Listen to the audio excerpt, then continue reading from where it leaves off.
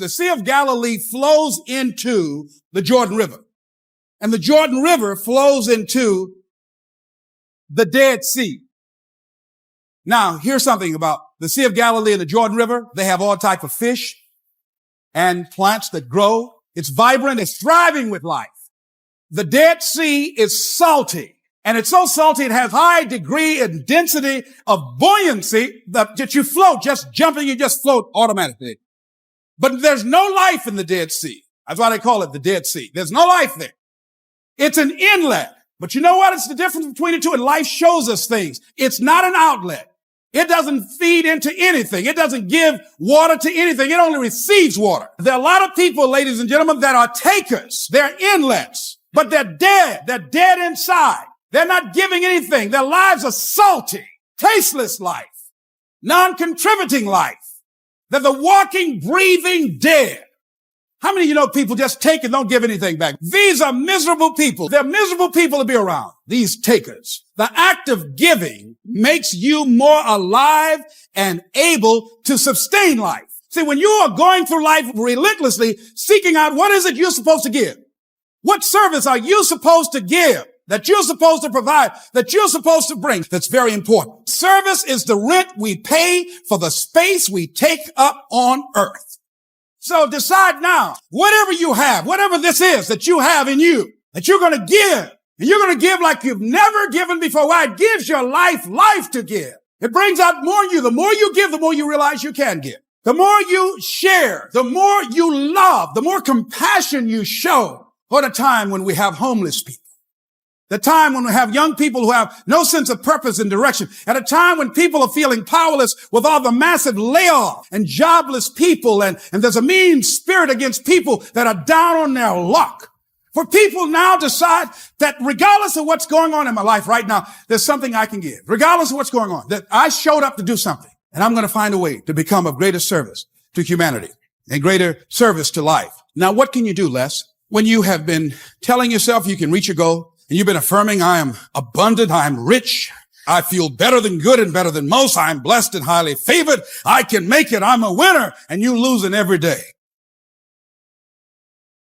You reading all these prosperity books, you listening to all these tapes, and it ain't happening. You wrote your goals down, you've been concentrating on these goals, you've been going out there and you have no money in your pocket, you're talking about, I'm a rich child of God. Your mind say, come on, give me a break. Who you joking? What do you do? When you've lost your spirit, you've lost your job, you lost everything. Life been devastated. How do you do it? Come on. Be real, man. Come on, get a life. You can't do that. You can't come back from that. Come on. How do you do that? Here's something that Larry DeAngelo wrote. He said, life is like a grindstone. It can polish you or it can pulverize you, depending on how you position yourself. Think about this goal you have. I want you to think about it hard, because here's what happened to that man that closed himself into the garage. He didn't believe this. This is some place that you can always retreat to and be in concert with yourself. See, when I started working on my goal, just starting 5 years ago to go into a $210 billion industry, had no training in that industry, never did it, no exposure in that industry, wanting to become nationally known, not a celebrity, not some athlete or actor. No exposure to the market, but I decided here's something I wanted to do that gives my life value and meaning. I love talking to people. I love making people feel good and making them laugh and enjoying themselves. I started out, how do you stay in the race, Les, when you knocked on doors and you were turned around and you lost your money and lost your car, had no place to stay, sleeping in people's houses, on their floor, on their couch? How do you do that? How do you handle the time when you were borrowing money and couldn't pay it back? You felt humiliated. When people you love who didn't believe in you and told you ain't nothing. How'd you fight that inner conversation? How do you keep on coming back again and again? You don't know what has happened to me when your life has been destroyed with drugs or alcohol, or you've lost your business or lost your job or lost your home and you've been completely devastated. How do you come back? How can you tell me that there's a possibility I can come back? Oh, let me tell you something. All I want you to think about, whatever you want to do, whatever goal you have, whatever dream you have, it's to reclaim your health is to have your own business, to have another job, to earn more money, to have a better life, to travel around the world, to help out children, to make the environment better, whatever it is. Here's what I want you to stand on, this one statement, on this benchmark.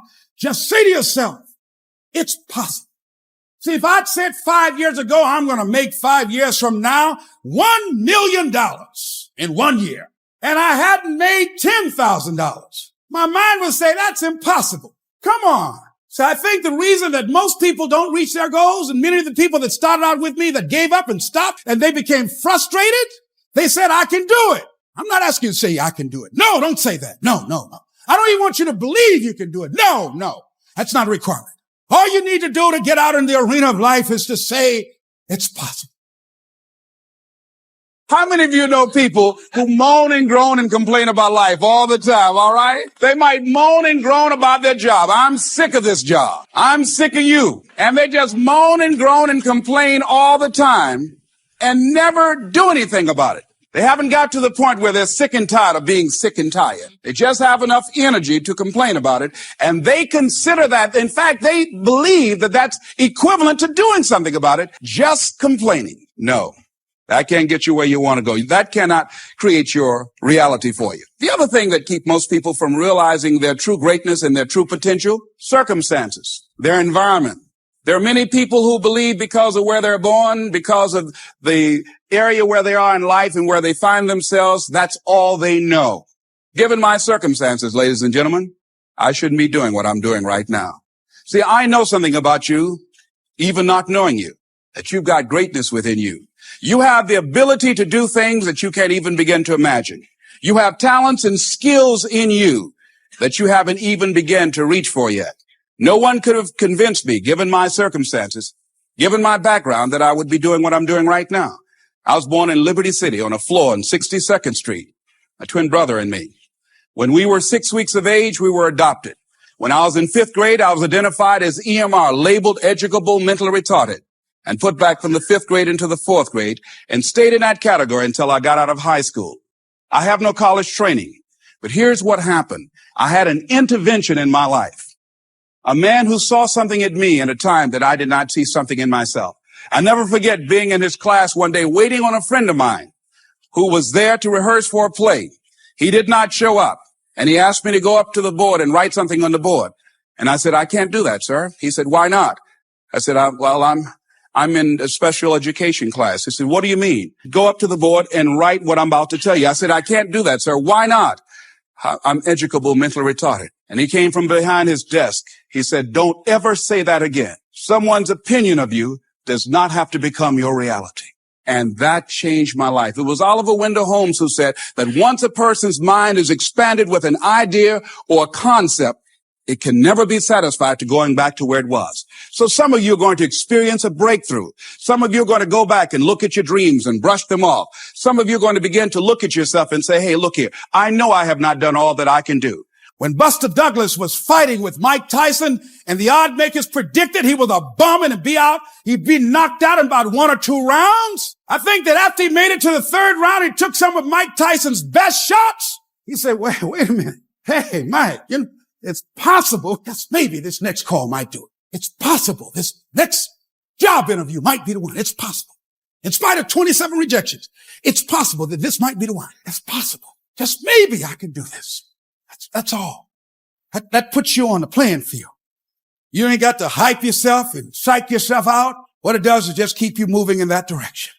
That's all I'm asking you. Believe that it's possible, that you can make it. I like what Charles Allen said. He said, when you say a situation, a person is hopeless, you're slamming the door in the face of God. You're slamming the door in the face of God.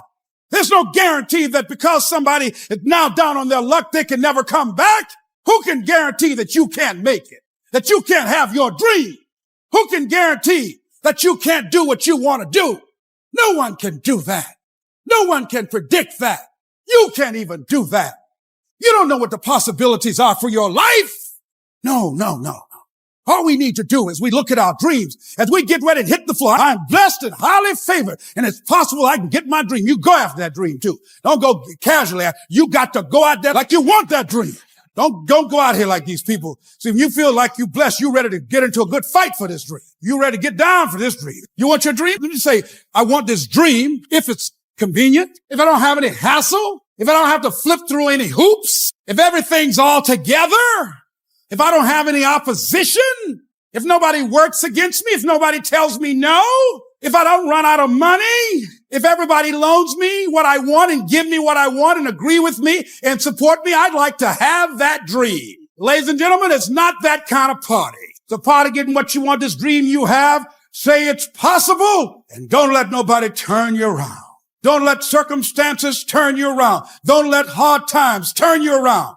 It's okay. Whatever you're experiencing, you know that this too shall pass, that you have the capacity and the ability to make it happen. You got a sense of entitlement.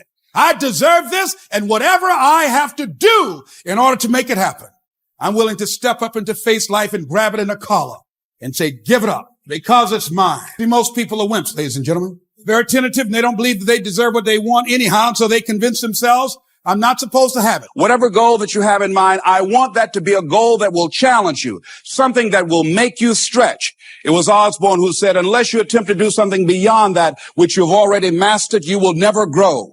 What is it that you looked at some point in time and you decided that you couldn't do it, that you talk yourself out of it? Whatever it is, bring it back out there. How you're going to do it, that will come to you in due time.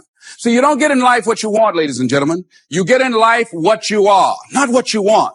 And see, the good news is that we can always become more by working to develop ourselves. So the first process of making this your decade, you've got to begin to take a look at your life and look at where are you right now? What are your strengths? What are your weaknesses? What gives your life a sense of fulfillment, a sense of joy? What does a full, rich life means to you? What is it that you could love doing 7 days a week that'll bring a smile to your face? Think about that. In all the areas of your life, your professional life, your personal life, your family life, your spiritual life, what is it that you'd like to have? Once you begin to determine that, that takes you to the next step. And that is, once you decide what it is that you want, now you've got to decide that you deserve that. I deserve the best that life has to offer. I deserve to find my purpose in life. Find your purpose. Do you know by actively pursuing your purpose, it could perhaps extend your life?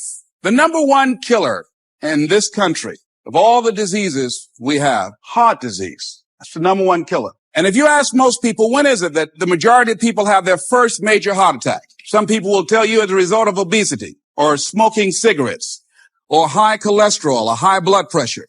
And all of those are contributing factors. However, the truth of the matter is that most people don't realize that the majority of people suffer their first major heart attack on Monday morning between 8 a.m. and 9 a.m. People getting ready to go to jobs that they don't like, jobs that are making them sick. You see, when you're not pursuing your goal, you are literally committing spiritual suicide. Now, here's something else. You must be positive. See, a lot of people, when things don't happen when they want it to happen, they become negative and they turn out and start projecting a lot of negative energy. No, you've got to make a conscious, deliberate, determined effort to be positive. Because see, when you know within yourself things are going to work out for you, when you know within yourself that some way, somehow, you're going to make it, these are just some of the hoops you've got to flip through in order to get there. It's okay. Have a friend who went to get a job and the people didn't hire him. He was so negative. Well, they just don't have a job today. If you want to reach your goal and have a competitive edge, you've got to be hungry. I was doing work for a major corporation and they were having a major downsizing. Just another terminology for major firings. The people that were working there, they approached them and said, listen, you are eligible for early retirement. We will give you a buyout package of $300,000. if you take it within this time frame. However, after this time frame, when we have the downsizing, you might be among the people cut and you will lose all of benefits that we're talking about right now. And the most you can get is 2 weeks severance pay. Ladies and gentlemen, only 50% of the people that were eligible took this. Let me tell you something. If I'd been there, I'd have gone to ask for your check. See, ladies and gentlemen, life is too short trying to play it safe. is too short and unpredictable. Being miserable, it's too short for that. Here's the thing. There's no safe position in life. Let me tell you why. It's a quiet secret that most people don't realize. You can't get out of life alive. Hello, you can't get out of life alive. So there's no safe position. So if you want to make this your decade, you've got to decide to be bold. So you got to be bold in life. You got to take life on. I remember I was at a major corporation. I had to give a presentation, and there were two guys sitting across from me, and the guy said to the other fellow, looking at the last two finalists, and that involved my firm and their firm, said, listen, looking at the credentials, this guy doesn't have any credentials. We have an advantage here. We've got 2 PhDs between us. I got up and I went in the bathroom, started talking to myself. I said, Lesbrown, what do you care about their 2 PhDs? You have 6 children and a mama to take care of. And I went in that meeting, and first of all, I went there walking bold, looking good, feeling good, and smelling good. And I sat across that table and we started negotiating, and I operated in a spirit of absolute certainty. I looked at them as if the only reason that they were born was to give me that contract. They survived 1 out of 9 million sperms to carry out this transaction, and I got the contract. So you got to decide to be bold. Most people go through life trying to creep. No. Trying to be casual about it. No. You go through life being casual, you'll end up a casualty. No. You've got to be bold in life. You've got to take life on. When you have some goal out here that you're stretching for and reaching for that takes you out of your comfort zone, you'll find out some talents and abilities you have that you didn't know you have.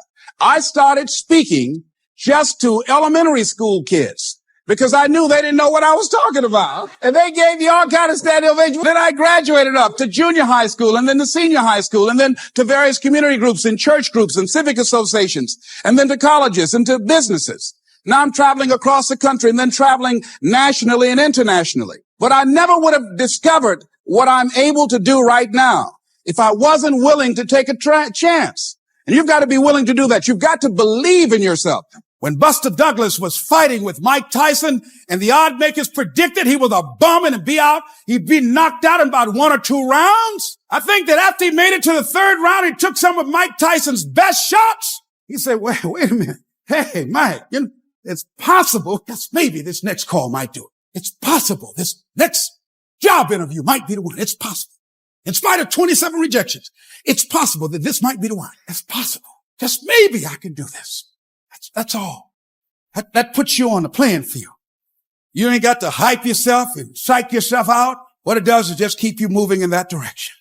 That's all I'm asking you. Believe that it's possible, that you can make it. I like what Charles Allen said. He said, when you say a situation, a person is hopeless, you're slamming the door in the face of God. You're slamming the door in the face of God. There's no guarantee that because somebody is now down on their luck, they can never come back. Who can guarantee that you can't make it? That you can't have your dream? Who can guarantee that you can't do what you want to do? No one can do that. No one can predict that.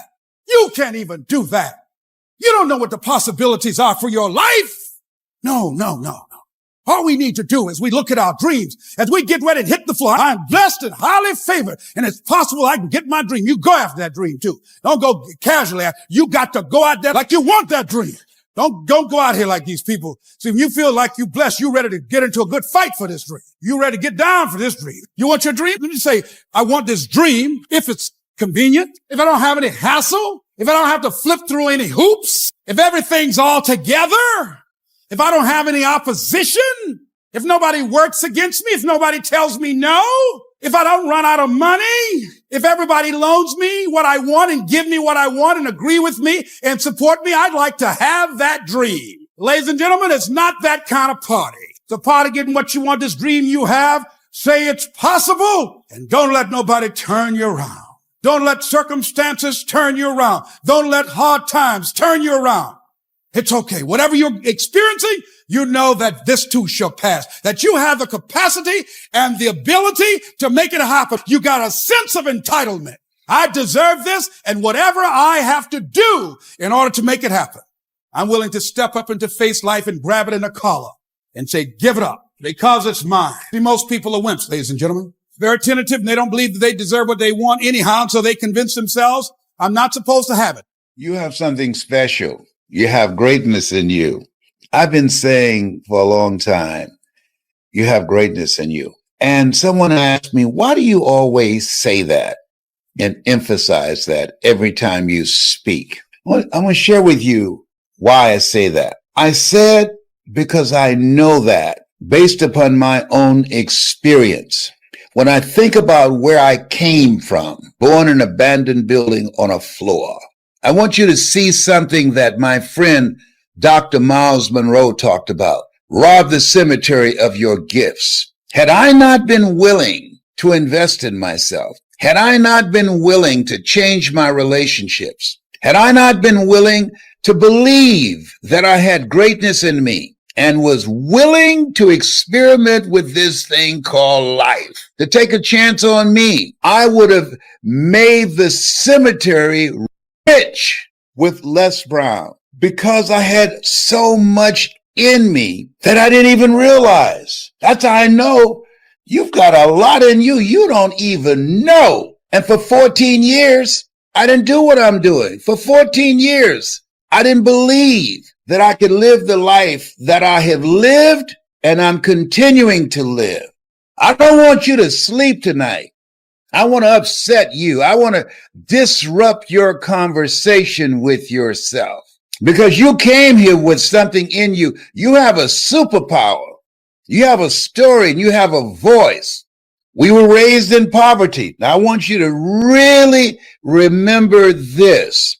It's not where you start, it's where you're going. When you think about all the stuff that's going on now, the most powerful area that we have not, I talk about the value of knowing you have greatness in you, self-development, knowing the truth of you. Now, what you will notice is my superpower, which is my ability to communicate. I invested in myself. I got a coach and I surrounded myself with the right people. Look where it can take you.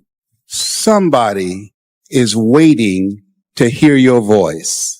There are people all over the world that's waiting to hear your voice. I don't know you, but here's what I know about you. That you have something special. You have greatness within you. You have the ability to do more than you can ever begin to imagine. I want you to think about some major goals that you have in your life. A friend of mine told me a period in his life he was going across Europe on a train and at different points, people would wake him up, the staff on the train, and ask him 3 questions. Who are you?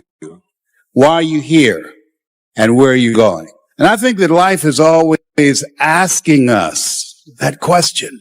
Who are you? How do you see yourself? How do you define yourself?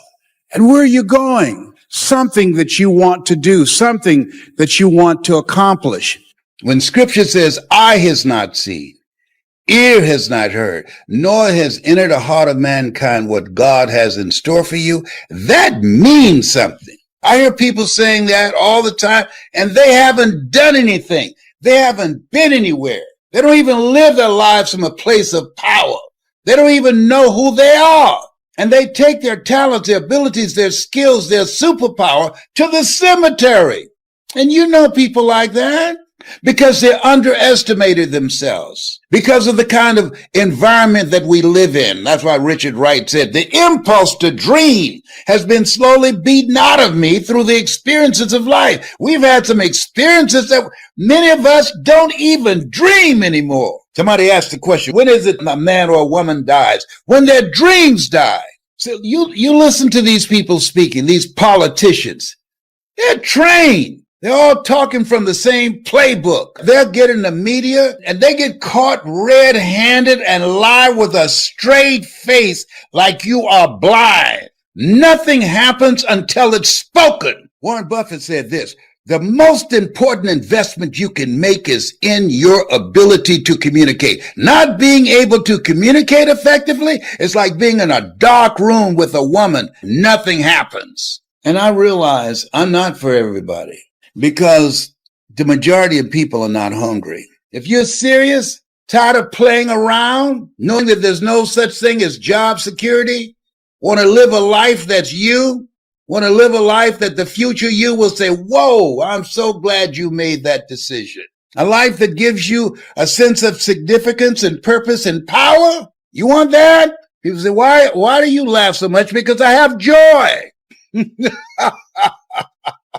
See, if you're doing something that's not you and you under pressure and you don't like the job, 86% of people don't like their job. They go to these jobs they hate, and at the same time, they hope they don't get fired. It's like mixed emotion. This is for somebody who want to rob the cemetery of their gifts, of their story. This is for somebody who has a passion for helping children, helping kids, give people hope.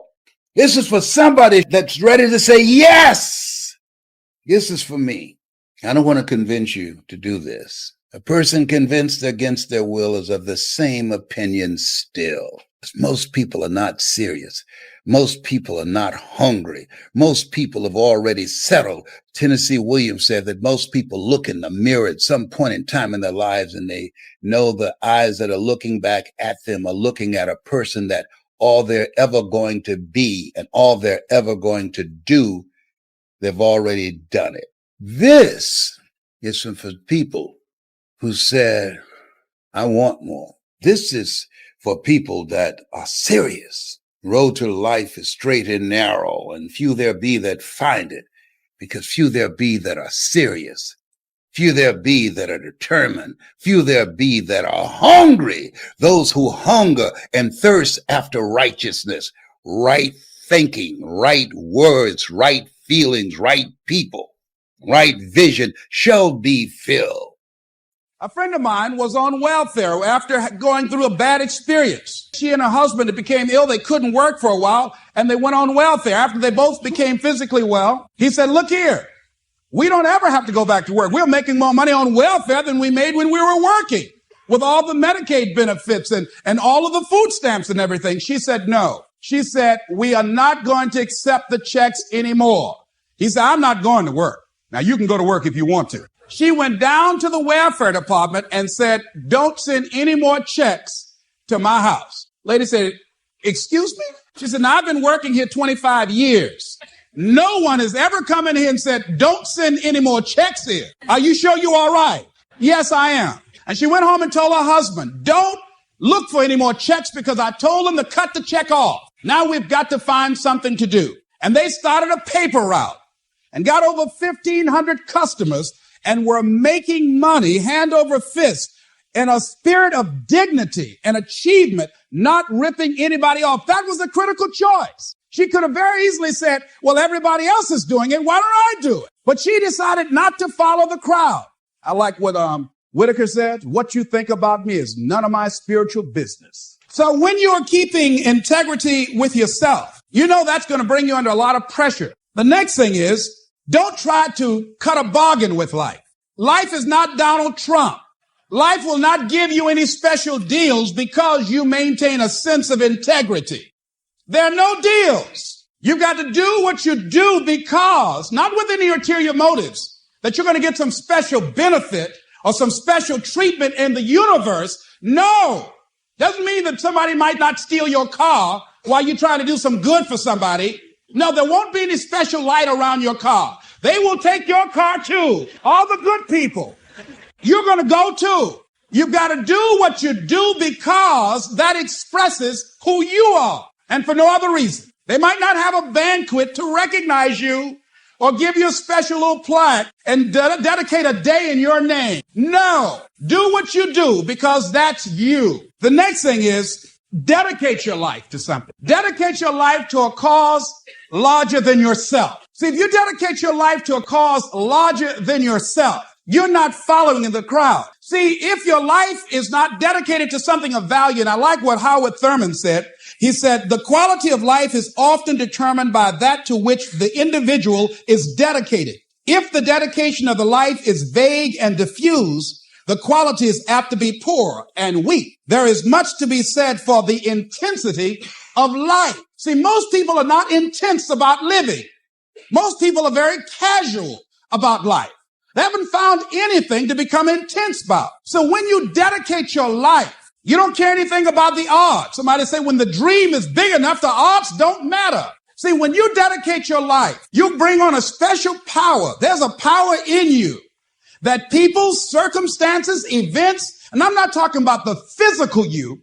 I'm talking about the real you, the indestructible, invincible, perfect essence of who you really are, that can bring a government to its knees, that can change the course of history. When you dedicate your life like a Nelson Mandela, who has decided to sacrifice his freedom, all he has to do is say whatever the government wants him to say, and they'll let him go free. And he can go to a foreign nation and say, I just said that because I've been in prison for over 20 years. And nobody would say, well, Nelson, you sold out. No one would say that. They would say, wait a minute, Nelson, you gave over 20 years of your life. What more can we ask of you? It's okay. But because of his integrity with himself, and he's dedicated his life to break the back of apartheid and free his people. There was Benjamin Disraeli. He says, nothing can resist the will of a people that will stake even their existence on the extent of their purpose for good. That when you dedicate your life to something, you bring on some powers in the universe that works through you to bring about changes that you would never, ever know unless you have dedicated yourself. I was reading and spending time with a book called Change or Die. The book proved that most people would rather die than change. That's real.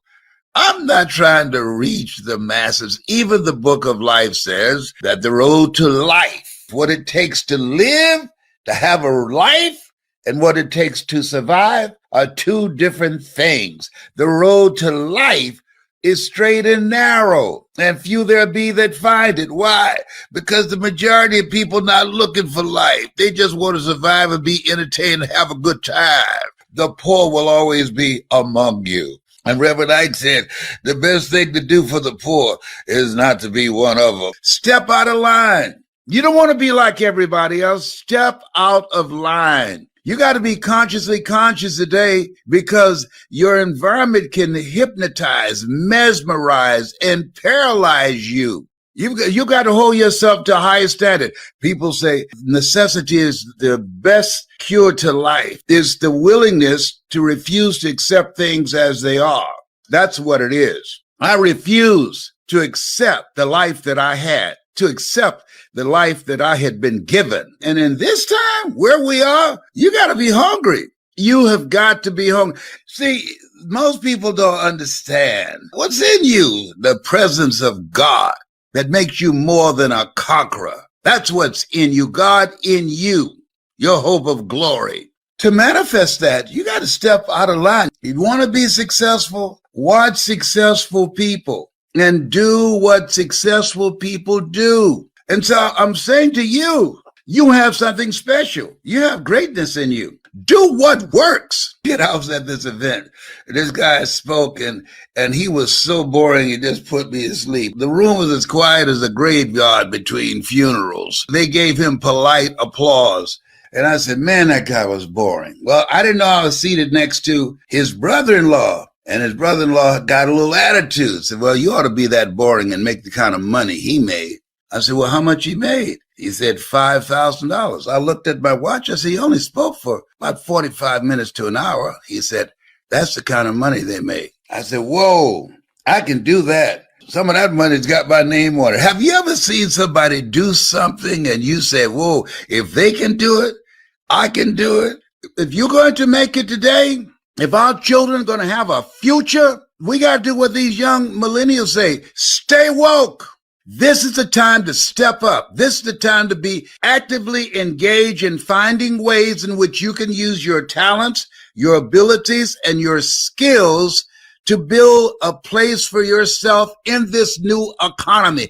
When I was fired from radio, I had to find another way to use my talent, to use my voice, to take care of my family. I had to be willing to learn something new. If you do what works, then that is follow the money. And if you're willing to learn something new, the possibilities are unlimited as to what you can do. You watch successful people and do what they do. Invest in you. Learn something that can help you to begin to make the adjustment to the changes that's taken place in the economy. We have conveniences now that we've never had before. You can order food to your house, organic.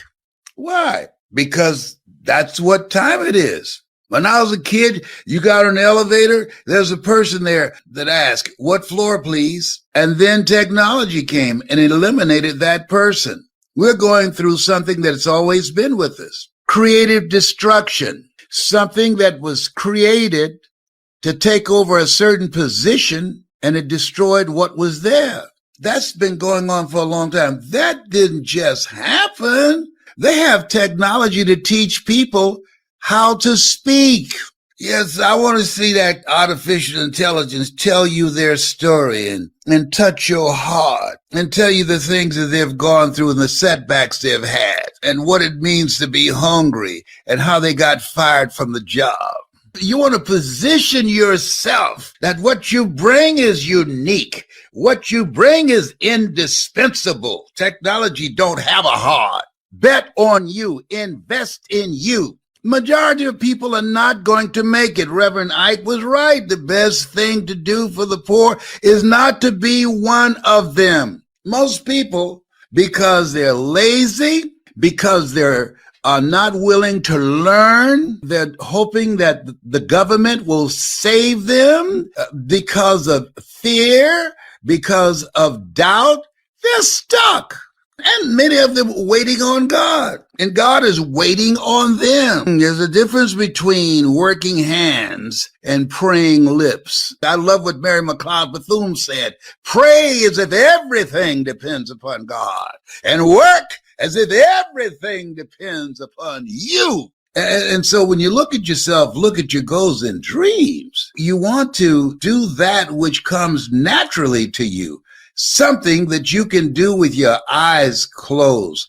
I love helping people. That's what I do. I love making you feel good.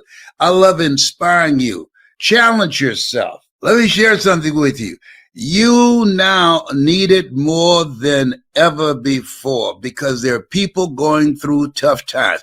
We were poor, but we didn't know it. We didn't know it. Now, why do I say that you have greatness in you? Life is about evolving. See, we've been trained to do something that we were not meant to be. We've been trained for the mindset of a job, the journey of the broke. And when you retire on 40%, which wasn't enough in the first place. You are supposed to evolve. That's what life is about, evolving. I was a disc jockey.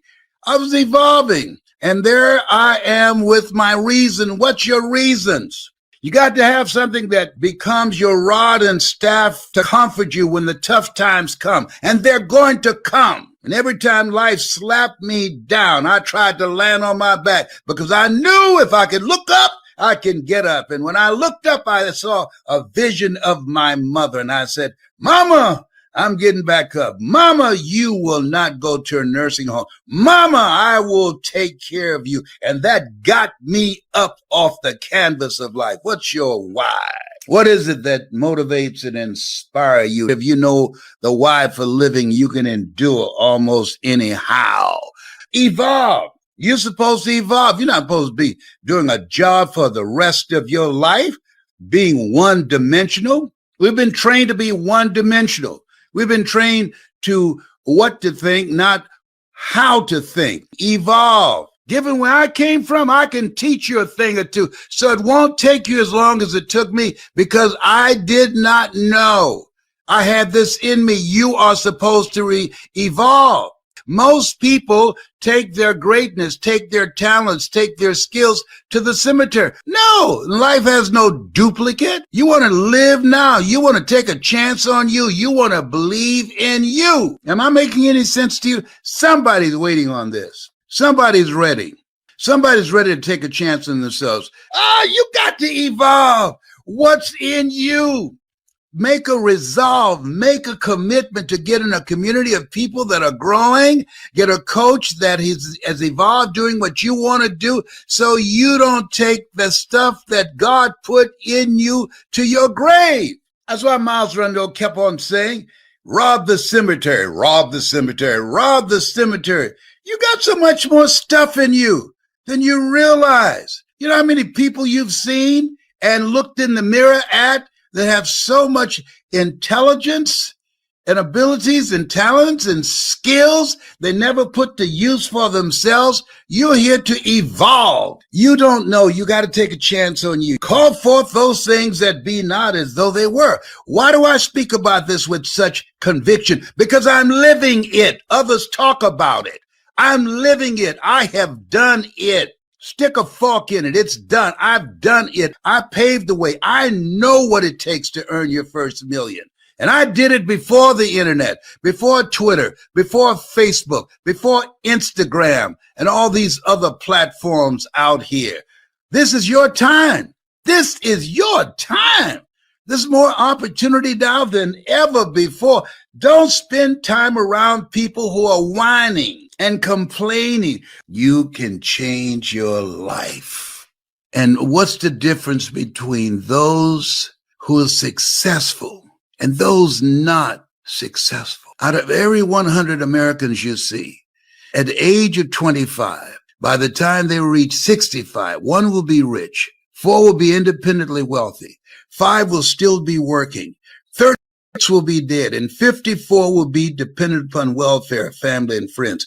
The average American, by the time they reach retirement age, will have a net cash value of $250. And so this is a time that you have to take matters in your own hand. What's the birth of hunger in your life? Well, I said something's got to give. I don't like this life that I'm living. Something's got to give. I'm tired of getting my paycheck and it was gone before I even got it, before I could even cash it. Something's got to give. I'm tired of disguising my voice when creditors call the house. Hello, may I speak to Les Brown, please? Sorry, but he's not here. You sound like Les Brown. Don't you go there, big boy. When a team loses, have a losing season, they don't fire the team. They fire the coach. You want a winning coach. If you want to speak to the world, if you want to learn how to become successful with your communication skills and be able to influence people and create an experience with your story, with your knowledge, with your abilities, or to increase your sales dramatically or attract more customers. Somebody asked me, what was the most difficult thing you've done to earn $1 million? The most difficult thing I've done was to believe that I can do it. That was the most difficult part, and it took me years, given by our environment. And so, according to your environment that you're in, you reflect that level of consciousness. And the people that are able to get out are people that are hungry. The people that are able to escape are people that are investing in themselves and developing themselves, that read and turn the television off. The people that are able to live life on their terms, they're people that feel that my life deserves better and the best is yet to come. So when you think about yourself, this thing called life, it's serious. It's very serious. And most people are not taking it seriously. And this is a time that you got to level up. This is a time that you've got to upgrade your knowledge. You either expand or you are expendable. You've got to go all in and bring it up. You got to live life like you mean it. And my message is not for everybody. Some of you need to just go on past here and go and watch what you watch and do what you do, the dancing, the twerking, and all of that stuff. Go ahead and follow all of that. This is not for the masses. This is for the elect. This is for a few people who have a sense of mission. A few people that said, no, I'm not dying broke. A few people that said, I'm not accepting life as it is. A few people that are willing to fight for a better future for themselves, for their children, and for their children's children. A few people that said, I've had some failures. I've had some setbacks. I'm going through some stuff right now, but trouble don't last always. I understand what Willie Jolly meant when he said a setback is a setup for a comeback. I've been set up for a comeback. I got comeback power. It's no time to be casual. It's time to be on fire.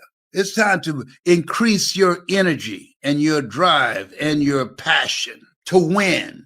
See, at some point in time, all of us have seen our destiny. I was 6 years old, man by the name of Reverend Ed Graham, a Mount Zion Baptist Church in Miami. I was 6 years old right before Christmas. My mother was ill. We had no food in the house. And this tall, strapping man around 6'1" came to the door with a food basket in his hand. And he says, "Hello, is this the Brown family?" My mother said, "Yes. I understand that you have 2 sons and a daughter, and that you have no food." "Yes, I'm from Mount Zion Baptist Church, and around Christmas time, we pass out food baskets to needy families. Take the basket in behalf of the church and have a nice Christmas." And when he walked out, I said, "Oh boy, I'd like to be like that man." And I went to his church, and I used to watch him speak, and tall and powerful and dynamic speaker, such eloquence. One of his favorite people was the poet Kipling, who wrote, "If you can keep your head when all about you are losing theirs and blaming it on you." A friend of mine, Mildred Singleton, but she was on a school outing and they took her to a hospital, and she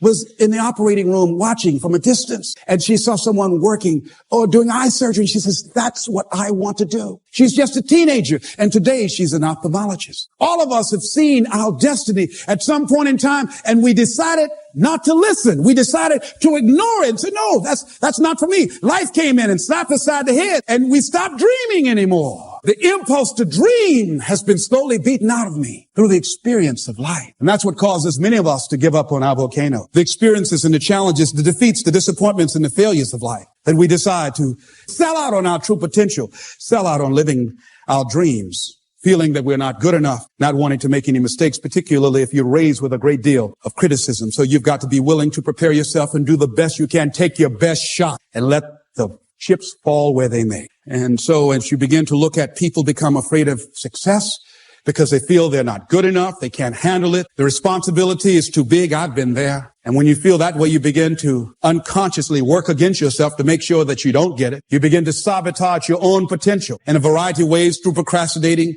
through not taking care of business, not giving reports on time, not spending your time wisely, squandering your time looking at a lot of idle television, or spend all of your time lamenting and complaining about how bad things are, using your energy negatively rather than positively, complaining rather than producing. That's what we do when we're afraid of really making it. And when you're afraid of the unknown, when you're afraid to take that leap, when you're afraid to venture out there, that's a real challenge. You're going to die. Excuse me? You're going to die. In case you didn't understand that, you can't get out of life alive. So I'm saying to you, you got 6 months to live. Live your life now. Live your dreams now. Start acting like this is your last day on the planet. See, if we decide that we don't need a pronouncement from some physician to say we have 6 months to a year to live in order to really begin to appreciate the beauty of life, in order to really to make some hard decisions in life. See, we have the power in our hand. Like those little boys, we have that kind of power, that kind of genius, that kind of fortune, that kind of wealth, that kind of happiness, that kind of sense of fulfillment in our hands. We have that.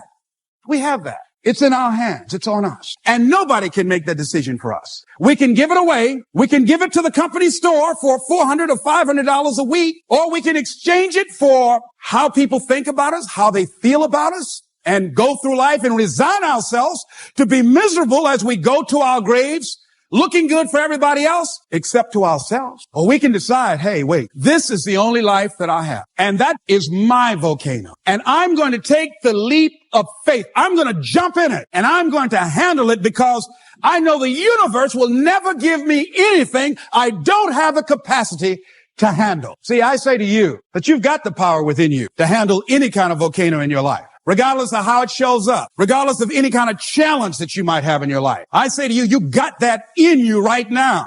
Where will it come from? Don't worry. If you trust yourself, it will come to you at the right time in which you need it. If you believe and don't doubt in everything in you. There's something about life, I believe, that when a person resolves within themselves that this is how I give my life, this is how I'm forwarding myself into the universe, I must live what's in me. And all of us have something in us that we must live. And if we don't know what it is right now, we must create it, or we must find it. All of us have this that gives our life that meaning, that value, that power, and that happiness. That happiness that a lot of people just wouldn't understand why you got to do it and why you got to take that mountain on. But sometimes we can get staggered by life and take a few blows to the head and we forget who we are or where we are. Or like I said, if life knocks you down, try and land on your back, because if you can look up, you can get up. And when you get up, you're getting up with something. You're getting up with faith. You're getting up with determination. You're getting up with a hunger to win, to do some things of how to handle the adversities of life, how to go through some stuff, how to handle when life snatched the rug out from under you like it has on the planet, and what it is you need to do to rebuild your life, to pick up the pieces and start all over again. And part of it is when you go through a major transition in your life, a major interruption, you need somebody in your life who's not going through it the same way you're going through it. It can help you get through it. I just thought about something. The key to success is look at successful people and do what they do. And look at people who are just living a mediocre life and don't do what they do. Because that's what I did. I watched and I studied people who were successful. I was born in Liberty City. I had friends who lived on Miami Beach that I met. I met them while going to work with my mother, who was doing domestic work, cleaning homes on Miami Beach. And I heard one of the families that she worked for, Mr. Sidersky, say to his son, "You want to be successful?" He said, "Watch successful people and do what they do, and you accomplish the things that I have accomplished. And watch poor people and don't do what they do." That was some good advice he gave his son. I overheard the conversation. I took it to heart. I remember reading something about Jackie Onassis. Somebody asked her, if you lost all of your money, how would you get your wealth back? And I love her answer. She said, I would go to the most expensive restaurant and move my table as close as I possibly could to people that are in there having conversations, primarily wealthy people. Order a glass of water and eavesdrop on their conversations. And in 2 years, I will get all my wealth back. Whoa, that's something to think about. See, the reason that a lot of people are panicked right now and feeling anxious, they're listening to the wrong people. You want to be selective of who you listen to right now. You want to get around the right people that lift your spirit, that inspire you, that make you feel good, that make you laugh, and remind you that you have greatness in you, that you can overcome this, that let you know that you were made for this. When you think about life, it's challenging. Yes, it is challenging. Life is for our growth and development. You cannot develop growth without being challenged. Faith not tested can't be trusted. In life, you will always be tested. Stuff's going to happen to you. You're going to lose people. You're going to get sick. Tragedies, accidents, all kinds of stuff will be thrown at you.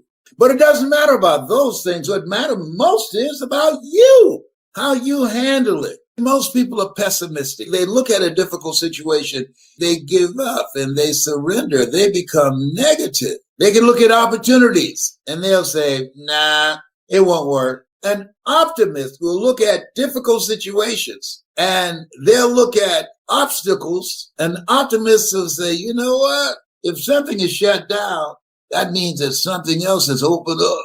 Danger, but also opportunity. It's a different perspective.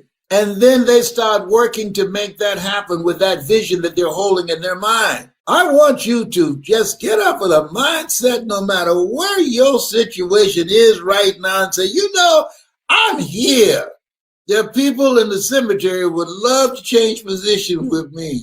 See, this is the time that you got to check yourself. You got to watch yourself, because when stuff happened to you and happened to people that you love, you got to check yourself. You got to watch your thinking, and you have to have somebody that can come in and speak to you and help lift your spirit, speak to you, that you can hear them not just in your ear, but in your heart to say, you have greatness in you. You have the power to overcome this. You listen to me right now. A setback is a setup for a comeback. Willie Jolly knows what he was talking about. You this is not going to get the best of you.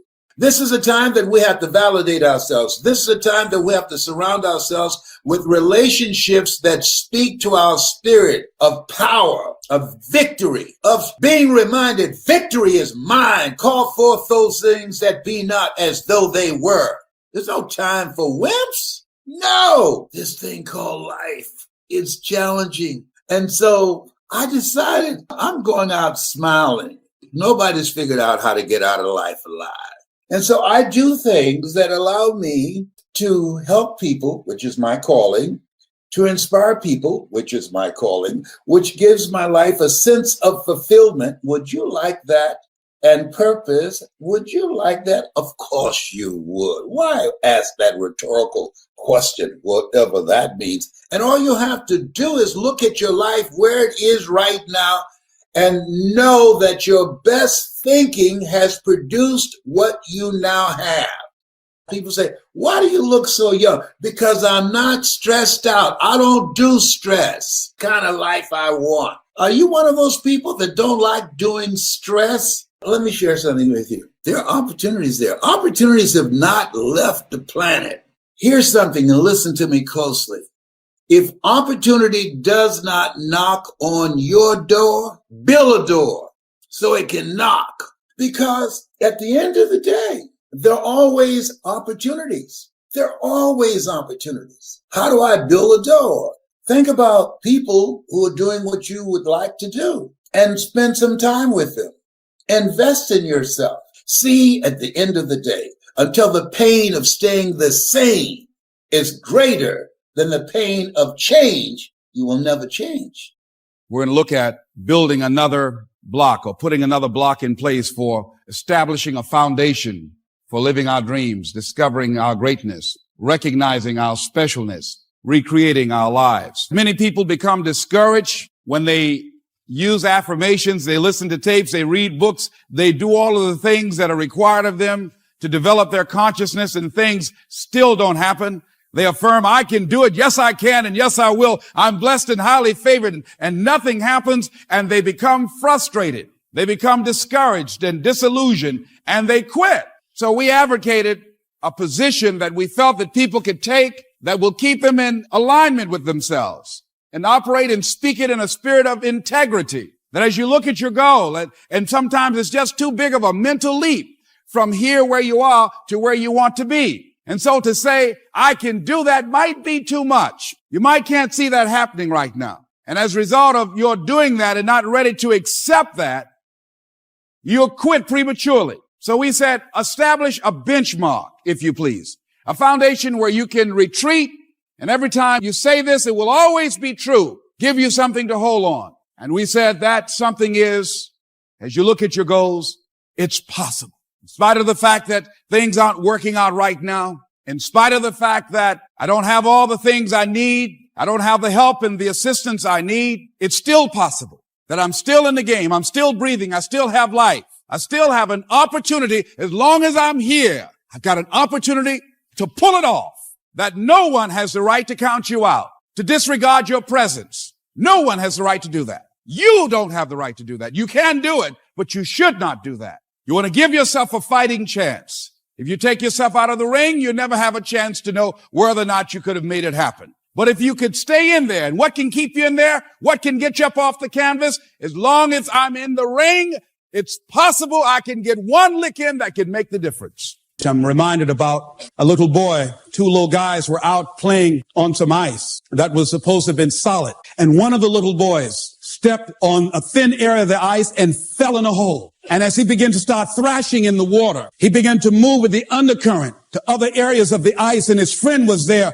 trying to help him, beating, hitting the ice, trying to save his friend. And he panicked. He looked just a short distance away, and there was a tree, and he went and he ripped a branch off, and he came back trying to get his buddy out, and he just took the best he could, and there, all of a sudden, the ice began to crumble, and he was able to pull his friend out to safety. When the paramedics finally got there, they saw what had happened, how thick the ice was. He saved the little boy's life, but what baffled them, they looked at the branch, and they looked at this little scrawny guy and said, how did he do this? It's impossible. They just went beating around the ice to see how thick it was, hearing the thumping sound. Said, how did he do that? I mean, it was a miracle that he was able to just take that branch and go around, make a circle and beat the ice and pull him through. He's just too small. It's just impossible. And an old man standing around, hearing the conversation, stepped forward and said, I can tell you how he did it. He didn't have anybody here to tell him he couldn't do it. See, sometimes life will happen to you like this little boy, and you won't have time to say no. You won't have time to think that you can't do it. The only time you will have is to act, to take the leap of faith and believe that everything is going to be all right. Take that leap of faith, trust yourself, and know within yourself that everything's going to be all right. Who can guarantee that you can't make it? That you can't have your dream? Who can guarantee that you can't do what you want to do? No one can do that. No one can predict that. You can't even do that. You don't know what the possibilities are for your life. You ain't got to hype yourself and psych yourself out. What it does is just keep you moving in that direction. That's all I'm asking you. Believe that it's possible, that you can make it. Whatever goal that you have in mind, I want that to be a goal that will challenge you, something that will make you stretch. It was Osborne who said, unless you attempt to do something beyond that which you've already mastered, you will never grow. What is it that you looked at some point in time and you decided that you couldn't do it, that you talk yourself out of it? Whatever it is, bring it back out there. How are you going to do it? That will come to you in due time.